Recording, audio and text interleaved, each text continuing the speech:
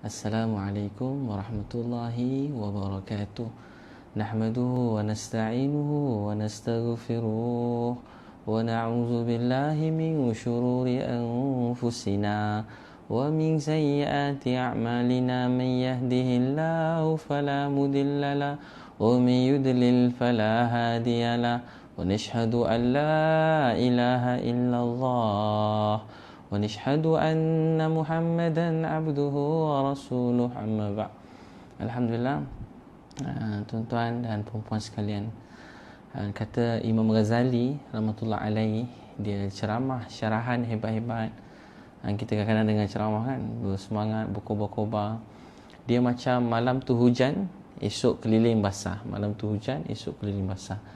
Tapi Quran dan hadis Nabi SAW yang kita dengar setiap hari, dia macam setitik air daripada gunung, jatuh satu batu, setitik-setitik, lama-lama batu ni akan jadi lekuk. Lama-lama batu ni akan jadi lekuk. Jadi orang yang hati mereka keras mana pun dalam dunia ni, bila didengarkan Quran dan hadis Nabi SAW, hati yang paling gelap akan menjadi hati yang paling gelap, dapat cahaya, dapat nur. Sebab tu orang-orang dulu, rumah-rumah orang Islam dulu hidup dengan Quran dan hadis Nabi sallallahu alaihi wasallam. Dalam Quran pun Allah perintahkan, wahai isi Nabi, hidupkan rumah kamu dengan Quran, dan dia kata hidupkan rumah kamu dengan antaranya perkataan hikmah, yakni hadis Nabi sallallahu alaihi wasallam. Jadi perkataan Allah dan Nabi ni ada cahaya. Orang dulu mendengar perkataan Allah Nabi ni dengan penuh rasa kesan. Ada sekali zaman Sayyidina Umar radhiyallahu anhu, bila ada seorang lelaki, dia masa tu berlaku kemarau panjang. Bila berlaku kemarau, dia dah mula panik, dia rasa sedih. Dia makan kambing cuma tinggal tulang. Dia kata mana keberkatan hilang, makan kambing tinggal tulang. Dia menangis. Dia kata, ya Rasulullah SAW, kamu pergi dan bila kamu pergi, keberkatan pun hilang. Orang dulu macam tu. Macam kita bila susah-susah, kita teringatkan mak kita ingat orang yang kita sayang. Tapi bila kita kadang-kadang susah, ingat mak, telefon mak, tengah sakit, sibuk, ingat mak ayah. Kalau orang dulu, bila mereka susah, mereka ingat Rasulullah sallallahu alaihi wasallam. Dia ingat Allah, ingat Rasulullah. Ya Rasulullah, kamu pergi dan keberkatan pun hilang. Dia menangis rindukan Nabi. Dia pun tertidur. Masa dia tengah tidur, dia mimpi jumpa Nabi sallallahu alaihi wasallam. Nabi kata, Nabi beritahu pada dia, sampaikan salam pada Umar. Aku sangka Umar ni pandai. Dia tengok Nabi, kesedihan dia hilang, dia terus jumpa Umar radhiyallahu anhu. Masa tu Umar jadi khalifah. Umar orang yang sangat cepat, laju, pantas. Masalah negara banyak, macam-macam. Ketika tu Umar kat Madinah ni, Umar minta bantuan daripada Amru al-As yang memerintah di Mesir. Minta tulis surat.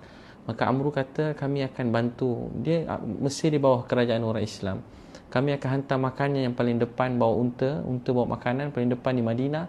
Yang paling akhir unta ni di Mesir. Maknanya kayanya orang Islam. Kami akan bantu orang Islam. Sekali apa jadi, bila macam tu, dia nak cepat laju. Tapi kata orang tadi nampak Umar, dia kata, wahai Umar, aku mimpi jumpa Nabi sallallahu alaihi wasallam. Nabi sallallahu alaihi wasallam bersabda. Terus Umar daripada tengah berdiri, dia jatuh ke tanah, air mata dia mengalir, badan dia menggeletar, dan dia tak pedulikan siapa-siapa dah. Dan dia kata, wahai Umar, dia tak pedulikan siapa-siapa dah. Dia tak kisah apa nak jadi. Dia kata, ketika tu Umar radhiyallahu anhu, dia dengar terus, dia menangis, badan menggeletar, tak peduli ke orang lain. Orang dulu bila dengar perkataan Rasulullah SAW, mereka tak boleh nak buat kerja lain dengan nama Allah, dengan nama Nabi.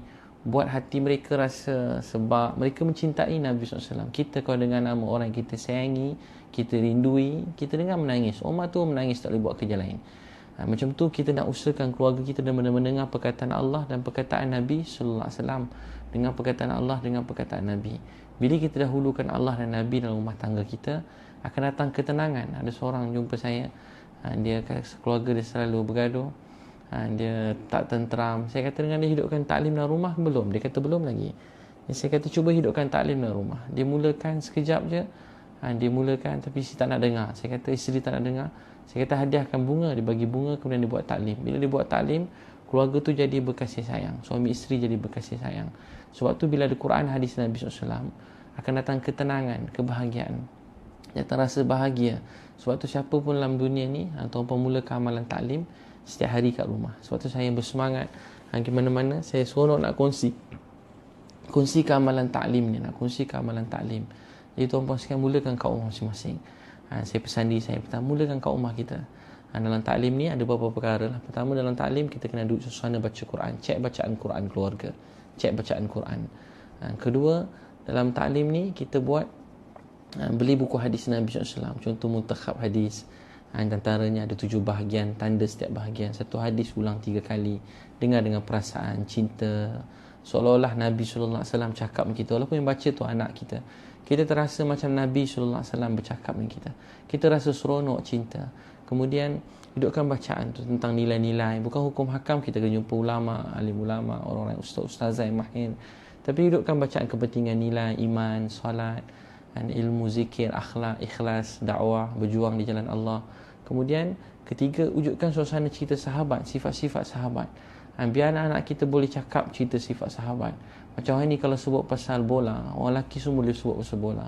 Boleh sebut pasal beg tangan, semua perempuan boleh sebut pasal beg tangan. Tapi cuba sebut sahabat. Apa yang kita boleh cerita pasal sahabat? Biar kita suami isteri bersemangat cerita sahabat. Anak-anak boleh bergila-gila cerita sahabat, sifat sahabat. Rasa cinta nak sebut cerita sahabat. Sebab mereka lah orang yang buat kita berjaya. Ketiga, keempat, sediakan keluarga kita untuk berjuang di jalan Allah SWT. Rasa cinta pada sahabat. Dalam Quran Allah berfirman, wasabiqunal awwalun minal muhajirin wal ansar walladzina tabauhum bi ihsan radhiyallahu anhum wa radu an. Wasabiqunal awwalun, orang mula-mula dan terdahulu, minal muhajirin wal ansar, orang muhajirin dan ansar, walladzina tabauhum bi ihsan, dan orang yang walladzina tabauhum bi ihsan, orang yang berdengar dengan baik, radhiyallahu anhum wa radu an, Allah cinta mereka, mereka cinta pada Allah SWT. Jadi tuan-tuan dan puan sekalian, untuk tu mulakan wujudkan suasana Quran dan hadis Nabi sallallahu alaihi wasallam dalam rumah tangga kita. Mulakan dalam rumah tangga. Saya pun bersemangat nak kongsi perkara ni, dan insya-Allah keluarga sunnah yang kali ni saya akan cerita sesuatu macam nak buat amalan taklim. Dan mudah kalau ada masa ruang masa tu, kita mintalah masing-masing mula praktikalkan, belajar macam nak buat taklim dalam rumah.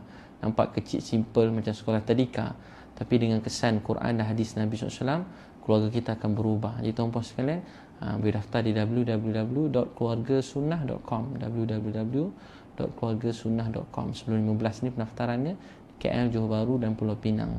Atau boleh WhatsApp 017-3666-848. Jadi mudah-mudahan jadi asbab kebaikan dan hidayah untuk kita semua. Dan kita niat macam semua rumah ada Astro dalam dunia. Semua rumah sekarang, semua handphone ada Facebook. Kita nak semua rumah dalam dunia ni hidup amalan Quran dan hadis Nabi SAW. Dan kata lain, dalam setiap rumah orang Islam wujud amalan taklim secara istiqamah. Kalau tuan-puan mulakan macam ni, insya-Allah seluruh dunia akan berubah. Keberkatan Allah buka langit dan bumi.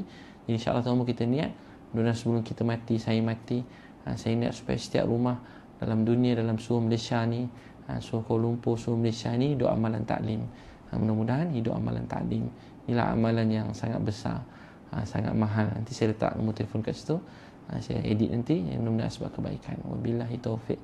Dan tuan-puan boleh juga dengar di page Abid Liu. Saya sambung sikit-sikit lagi, page satu lagi, Abid Liu, selama saya dengan isteri. Jadi sebab kebaikan. Dan wabillahi taufik wal hidayah. Wassalamualaikum warahmatullahi wabarakatuh.